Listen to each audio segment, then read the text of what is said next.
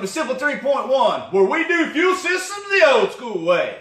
Now, our last video got some good traffic, about 17,000 views. So it made us think, it got us to thinking, hey, maybe there's something to being able to show you all some examples of what happens in a flowed fuel system. So get ready for part 2 of flowed fuel systems by Simple 3.1.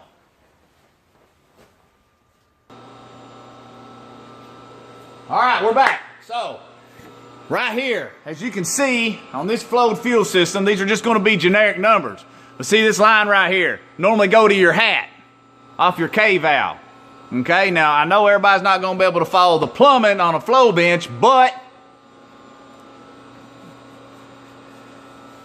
anyway, this right here would normally go to your hats. As you can see, the K valve, where it was originally intended, would have been going to your ports. Now, a lot of guys run all their fuel just through this up here. It's fine. It's clean. It looks good. You can block this off. It does work that way.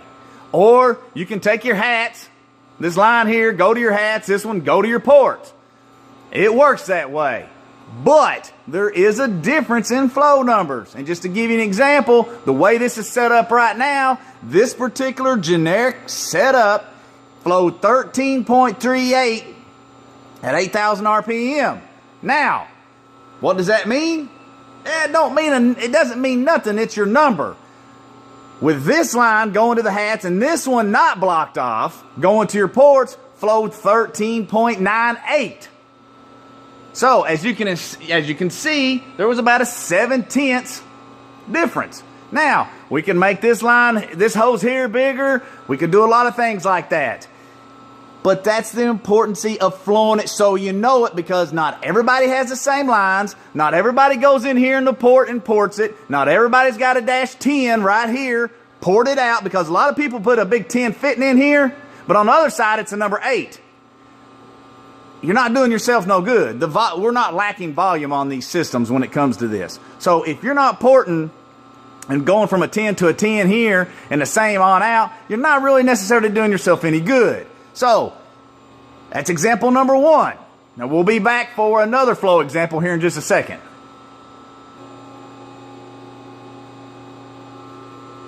Okay, so what I just explained was there's some differences in running all your fuel through up here versus splitting it up. Now, it may not be much once you get the right hose diameters. I don't necessarily have the right hose diameter, but it's an example, as you can see here on paper, 13.9 versus 13.6, just by changing and rerouting fluid and running it through different hoses. Now, once you get the proper sizes up here, it might not be that big of a difference, but it's the fact that it has changed. Now, I said we would go on to number 2 theory. What is changing when we actually, and how we plumb this thing. Now, a lot of times I've gotten people that will call me and they'll ask me, hey, Aaron, I've got what we call pump loop down here. Well, right off the pump. Yeah, it is a pump loop, pump sizer. It's a high speed. It's a high speed, okay? So we've got a high speed here. Now, I've got this one set down here, let's say 40 pounds. I got this one up here at 45, gave a little bit of a split. But what I'm going to flow and show you so you know it is we're going to block one of these off. And I'm going to actually take the poppet from this down here so that we don't have the pressure differences. I'm going to actually take that poppet and I'm going to block that off down there, flow the fuel system, and give you a number. Then I'm going to take that and I'm going to put it up here and block it, because we want to see, is there a change between the two locations and how much, and is it, even if there is any at all. So, with that being said, I'm going to get this thing ready, do a flow on it, swap everything, do a flow on it so you can see the difference. Alright, so we're going to, what I did is I turned this poppet right here, what would be a traditional high speed, I just turned it around backward. The one on the pump loop, high speed, whatever you want to call it, is still working. We're just going to run a sweep through at 8,000 RPM and see what our numbers are.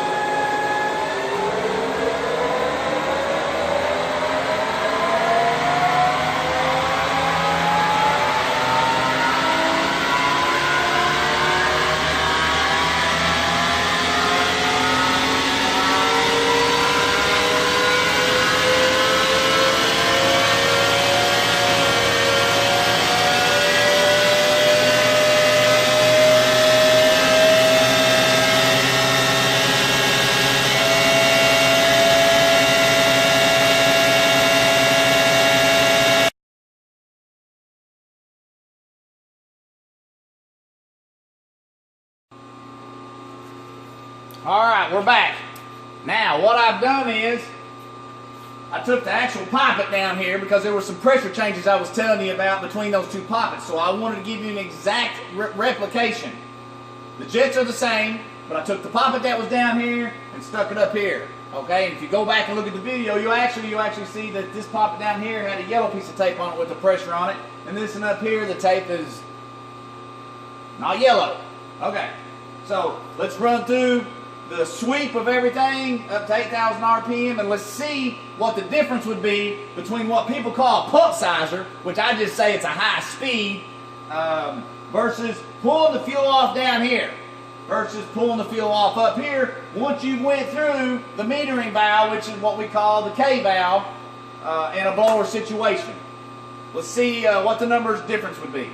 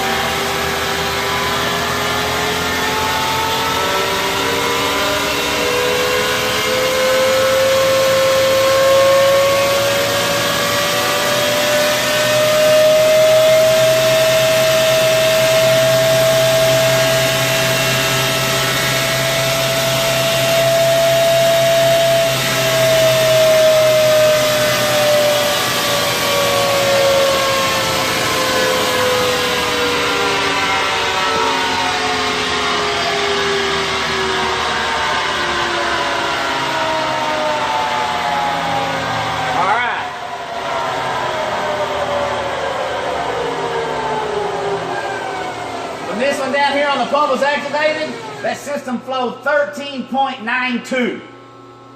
Just now, we flowed 13.94. Point being, regardless of what they call this down here on the pump saver, not pump saver, this is your pump saver, pump sizer, I call it a high speed because every time I flow fuel systems, I'm not seeing a difference that it made whether it was down here on the pump or up here after the metering valve. So, that's it.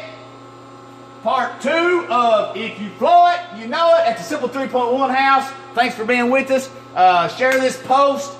Spread it around so some of your people that may have questions. The point of all this is it's not the fact of the numbers. It's the fact of how things are plumbed. The sizes of that stuff does matter. And sometimes you can make a change, or you would think down here on the pump it would be different than up here after the metering valve. That's not the case. But then what did we do? Oh, we swapped earlier from everything flowing through up here versus flowing through both of them. There was a 0.7 of a gallon change at 8,000 RPM. Now, some may be less because you run a bigger hose up here, but if you do the correct porting and the correct fittings and the correct sizes, you won't get such a big number. But it is a difference. So, that's it. Sipple 3.1.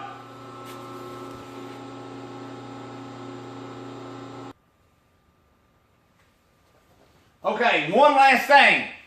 If you've got any questions, go to Aaron Sipple, AaronSipple.com.